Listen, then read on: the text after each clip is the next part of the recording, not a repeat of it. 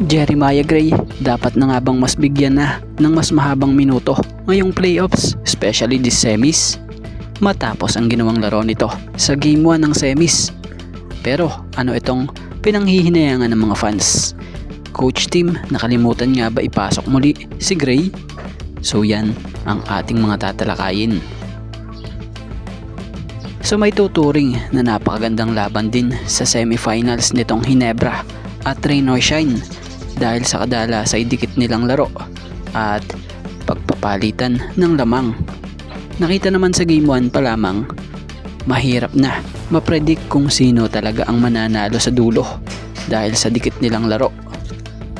So bagamat nakauna na ang Ross, marami na ngang nakapansin, especially mga fans ng Ginebra, na tila parang may isang player yatang nakalimutan ng ibalik itong si Coach Tim sa Game 1, like Jeremiah Gray na siyang nakapagbigay ng init sa laro ng Ginebra nung second quarter nang gamitin siya. Biruin mo, sa puntong ito lamang bigla ang Barangay Ginebra after being down by as much as 13 points in the second quarter. Ginebra fights back and takes the lead after Jeremiah Gray 6 straight points. So kung titingnan mo, no, ang ganda na ng pasok ni Jeremiah ang taas ng kumpiyansa niya. Pero after ilaba, hindi na nga muli ibinalik. So sayang, no, sana ibinigyan muna sana ng pagkakataon si Maya habang maganda ang nilalaro. Kasi ang daming fans nga ng Jeans na nanghihinayang base sa mga nababasa natin na sana raw binawasan muna yung minuto ng Stephen Holt dahil sa para daw wala sa kumpiyansa ito maging sa defense. So para sa opinion naman natin, no, kahit tayo nanghihinayang sa nilaro nitong si Jeremiah Gray, ando na kasi yung momentum niya sa laro. Kaya lang hindi na binalik nitong si Coach Tim.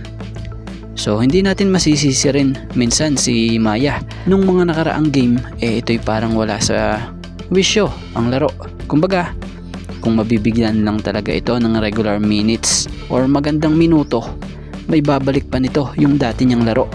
Kasi kung paputol-putol or pasundot-sundot lang, kadalasan magiging laro nito, mahirap makabalik sa dating kondisyon. Kasi yung kumpiyansa niya sa laro hindi basta-basta nabubuo. So sana, no, mahaba pa naman ang series na ito. Sana kung may hindi mag-click sa players na nasa regular rotation ng Ginebra, ipagamit kay Jeremiah Gray yung minuto. Dahil sure ball na makababalik ito sa dating laro niya kung meron talaga siyang mahabang minuto sa laro. Kagandahan kay Gray, malakas nga po at maaasahan siya sa rebound at may maayos ding depensa ito. Yung opensa niya, talagang kita mo na malaki pa ang potential talaga na may babalik niya sa dati yung forma niya. So minuto lang ang kailangan nito or mas mahabang minuto. Sa mga hindi nakakaalam, literal na shooter ito at napakahusay ding dunker nito.